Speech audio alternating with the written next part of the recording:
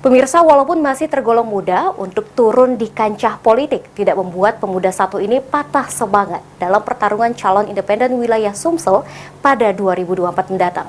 Bahkan pria ini akan maju dan bertarung agar bisa terpilih sebagai anggota DPD RI wilayah Sumatera Selatan. Dari penyerahan saya kemarin sudah diterima oleh KPM. Sosoknya yang masih sangat muda tidak membuat seorang Agung Wijaya mundur dan takut dalam pertarungan menjadi bakal calon independen wilayah Sumsel pada pemilu 2024 mendatang. Agung Wijaya akan mencoba meraih suara dari para kaum milenial yang ada di Sumsel.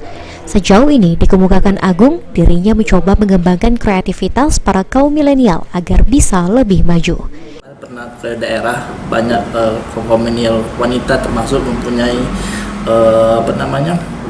kreativitas yang bisa dikembangkan untuk kedepannya untuk menjadikan industri lah kayak gitu Pak ya, kemajuan ke depannya. Saya langkah untuk kedepannya jangan merasa putus asa dengan incumbent. Mungkin mereka mempunyai jam terbang yang banyak, tapi kita juga sebagai bakal calon ini mempunyai strategi yang mana kita akan mendekat-dekati setiap pelosok-pelosok daerah, terutama para milenial, baik organisasi maupun lembaga-lembaga yang ada di daerah Sumatera Selatan.